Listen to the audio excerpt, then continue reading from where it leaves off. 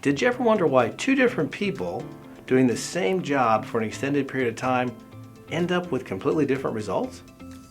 It could be in athletics, business, ministry, in the home, etc. Why are some people so much more productive and experience more success than other people? Sure, it can be a combination of many factors. It could be their talent, their education, being at the right place at the right time, and others. But I think one factor that often gets overlooked is that extremely productive people tend to be skilled at using their time wisely and efficiently. They avoid the time traps that draw people in. Let's take a closer look at some of these traps and discuss how we can avoid them. Before we do, I'd like to take just a moment to say that time management is a battle for me too. I'm not teaching on this like I'm an expert, rather from the viewpoint of being a fellow struggler.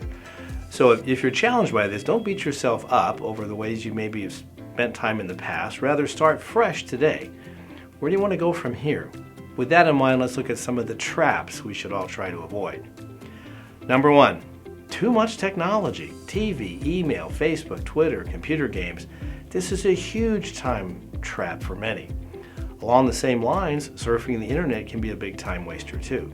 It starts with an article that looks interesting, then you click on a link to another article, and maybe you see an ad on the side that draws you in. Before you realize it, you've wasted an hour. And you don't even remember what you read.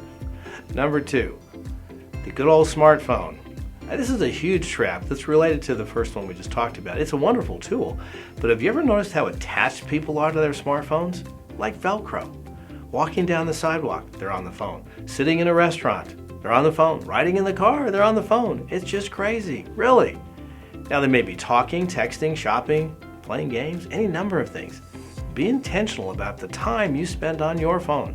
It can be a great tool and help you to use your time efficiently, but it can also end up costing you time. So be careful. Number three is not having any set schedule. Now, some people like the freedom and flexibility of having a completely open schedule. The problem with that is that you'll be constantly bouncing from one thing to another, and you won't have much to show at the end of your day. Block out your calendar in advance according to your priorities.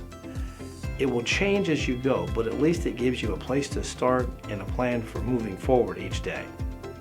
Number four, being overscheduled, the opposite of not having any schedule, is also a problem.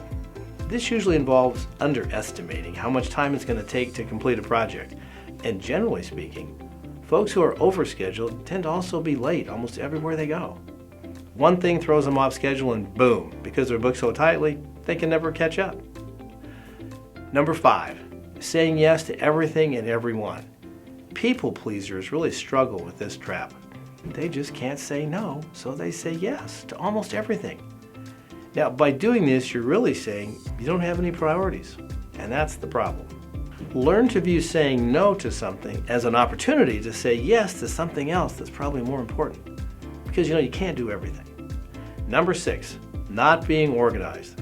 I mentioned this one yesterday as well, but it's worth repeating because it's such a problem for many. So purge your life.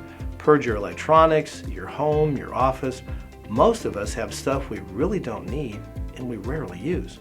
Well, why not share these things with people who could benefit from them? Start somewhere, anywhere, and gradually work your way through. One closet at a time, one drawer at a time. Make it a habit to do some small organizational tasks every day, and you'll be amazed at how you progress through a room that once felt overwhelming.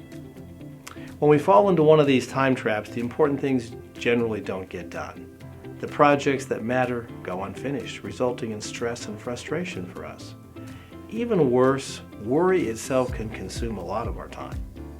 What other time traps can you think of? I'd love to hear your ideas and your thoughts. Leave them in the comments section below so we can all learn from one another.